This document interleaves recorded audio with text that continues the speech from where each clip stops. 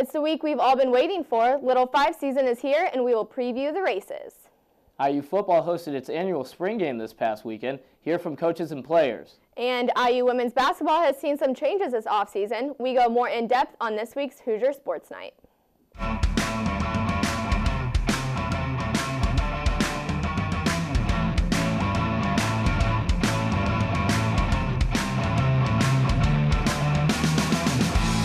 Welcome to the latest edition of Hoosier Sports Night. I'm Sean Nash alongside Katie Lazinski. And Katie, it's the week all Hoosiers look forward to, that of course the Little 500 weekend. Yeah, definitely a very exciting time down in Bloomington, and that also means that with spring comes spring football for the Indiana Hoosiers. Let's take a look at the highlight. A decent crowd on hand as IU football ran drills and scrimmaged on Saturday. Some former players, including record-setting running back Tevin Coleman, in attendance as Coach Wilson emceed. Nate Sudfeld back on the field after suffering a season-ending injury last year. He finds Anthony Cozzaro in the end zone for the first TD of the day. Here's Sudfeld again, but this time he's picked off by Darius Latham, and fans hold their breath as Sudfeld tries to make a stop with his shoulder. Xander Diamant now commanding the offense. This one looks like a TD. Let's see what some of the players had to say after the game. I think we can be extremely good. We have guys who are very hungry, and no particular guys who are going to be the superstar as of now. Just young guys developing, and I'm just excited. Our receivers, tight ends, running backs, got a committee of guys who can play, and then obviously our offensive line is doing extremely well. So I'm excited about the potential, but we got to just keep working. I think everything went great today. We didn't have as many touchdowns as you want. Every time we go out, we're trying to score touchdowns with Suddy. But I think everything looks pretty good, for a spring ball. We had a good go at it today. Having Nate back really brings back our passing game, which opens up our running game again. So having Nate back there helps a lot. And not only does Nate, open up that passing game, but he keeps our offense moving and keeps our offense rolling. So, he's not just a quarterback role. He's more of a offensive role. He's got our whole offense on his back. So really good, really high energy. I think that's kind of rare for a spring camp. Guys start to kind of get, I guess bored or something like that. But it's been super high energy, really fun. Coach Wilson's making it fun for us, so it's been awesome. Melanzana qualified for the pole position for this Friday. My co-anchor talked to the team on how they're feeling about race day. With the women's Little 500 race right around the corner, Melanzana is sitting comfortably on the pole. Most are thinking, what does melanzana really mean? Melanzana means eggplant in Italian. It's kind of silly, but it kind of makes us unique. We like eggplants. Unique experience. No other school has this, and it's just an opportunity for college kids to have that camaraderie like you do in high school sports, but at a different level. And riding for Melanzana has been really amazing. The girls on the team are an absolute blast. They have a lot of fun, and they work really, really hard. And I feel like the combination has made the best team possible. Yeah, definitely. Our training actually changes throughout the year. We go through different phases, and I think this is definitely the race day phase where we're working hard, but also making sure that we're resting our legs for race day. Trying to save those legs so that they're really, really prepared on race day. With this being the last race for four-year rider Rose Mullaney, she reflected on the journey that Melanzana has taken over the past few years. 4 years ago, Melanzana started. It was an independent team, and we had 4 riders, and we were very committed to racing, but we were very new. So it was very interesting, especially as a rookie coming in as a freshman and not knowing anything about Little 5 and what goes on at the track here. So it was a lot to learn that first year, and being able to race as a freshman, as a rookie, was very exciting. But as the years have grown, we've had a lot more girls come out. We've had more resources. We've had our alumni status grow bigger each year with everybody graduating. So it's been pretty helpful in that aspect. We have more resources now, and so we're more comfortable with the race, which is exciting. And right now it's a testament to just how much we've grown, because we've got 9 girls here racing for Melanzana, which is quite a statement to where we've come. So as a 4-year rider, the journey has been really great. It's been a lot of fun. And now as a senior, you know a lot of those things that coming in as a timid little freshman I didn't know, right? And I'm more able to help my teammates and to get them to the place that they need to be, where they're safe and they're competitive riders. The Women's Little 500 is this Friday at 4 p.m. at Bill Armstrong Stadium. Be sure to go and cheer on all the riders. I'm Katie Lozinski, Hoosier. Now on the men's side, here's a story on a rider that has overcome obstacles to race in back-to-back Little 500s. Dimitri Bubaris has more. Get in the middle. His mission was clear.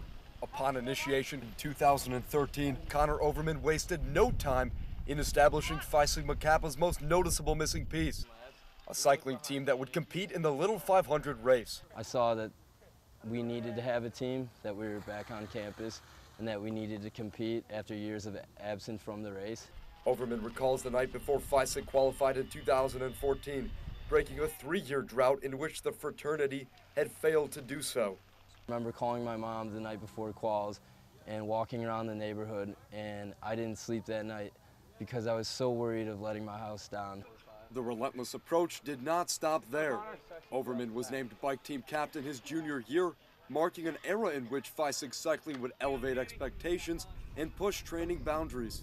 This year, we took extra measures to make sure that we would qualify, we'd qualify in a better position, and for years to come, we would succeed in the race. And that they did, as Phi Sig qualified 27th with a time of 2 minutes and 34 seconds, shaving nearly 8 seconds off of the previous year's time. You qualified and that you deserved to be there. All that training was your ticket to the race, your rite of passage. It was unbelievable. Alongside Overman is sophomore Andy Miles and rookie riders, sophomore Danny Rumand and freshman Ben Carter.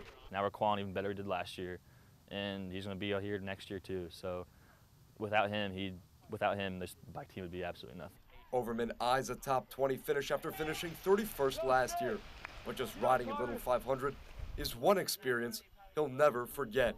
To be able to say that I'm a part of it and that I'm riding in it, and this weekend is happening because of Phi Sig cycling and what we sacrifice, is surreal. Overman says he plans to race his senior year, but as of right now, his focus is set on April 25th at Bill Armstrong Stadium. With Phi Sigma Kappa written across his chest and the support of his brothers watching from the stands, a legacy has begun. I'm Dimitri Bubaris. The IU women's basketball team will have a new look next season. 4 players announced their departure after a 15-16 season, but the way 3 of them announced is a sign of the changing times. Just weeks after the Indiana women's basketball team ended their season with a loss in the Big Ten tournament, 3 players set the media on fire by posting on their personal Instagram accounts that they were moving on. Former head coach Kurt Miller, who left the program at the end of the summer training session, recruited these players. Although Taylor Agler and Mara Minsterman are still practicing on IU's campus this semester, next year they will no longer join the rest of the Lady Hoosiers on the court. Along with Agler and Minsterman, sophomore Laren Brooks will also leave the program after just 1 year with IU coach Terry Morin. Fans were shocked to see 3 players leaving the program in 1 year, but even more shocked to see it announced via social media. So when I decided to leave Indiana, it was really hard for me because I've met so many great people here and there's amazing fans, and I just wanted everyone to get my side of the story and just realize how grateful I was for my experience here. So I just put a picture of me and my team on Instagram and just thanked Hoosier Nation for everything. Because they announced their intentions on personal accounts, the girls fielded many questions popping up on social media about why they are leaving.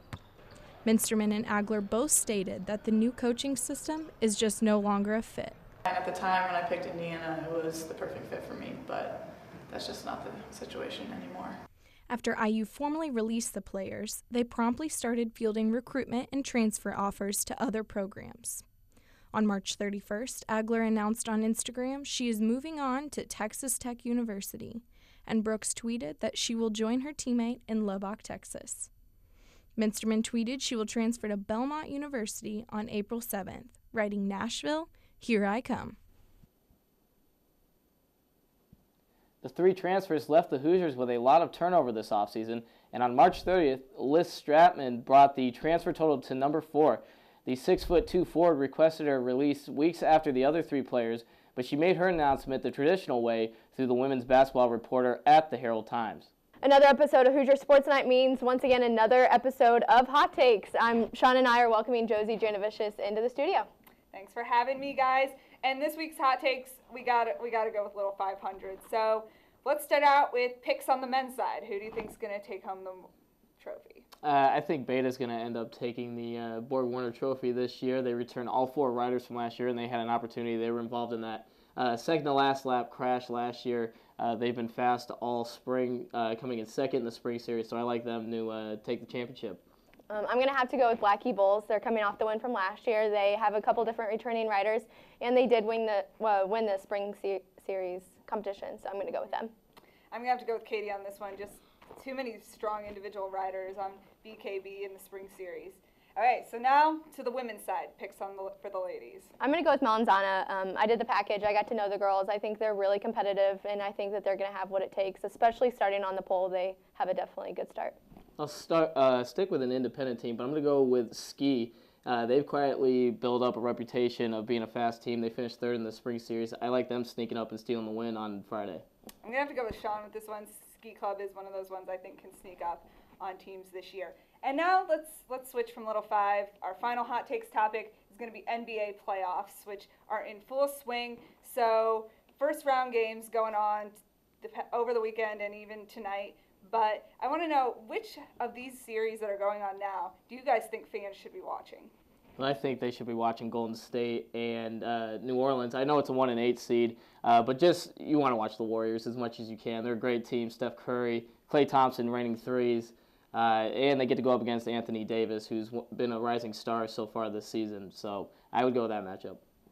Just like how I said with Blackie Bulls, I think the whole returning champions thing is going to be a theme today. I think the Spurs and the Clippers are a good one to watch with Chris Paul. They just have a lot of competition between the two teams. I'm going to go with Sean on this one, mostly because you can probably guess, if you do know me, that my finals pick is Cavs Warriors. So we have Sean, you are the winner of Hot Takes today. Yeah, I'm finally happy to get a win in this. It was a long time coming. All right, so closing out for Sean Nash and myself, Katie Lezensky. Josie, thank you again for joining us. It is a big weekend in Bloomington with the Little 500 races. Make sure to follow us on Twitter, Instagram, and Facebook at IUS TV Sports. And once again, thank you for watching.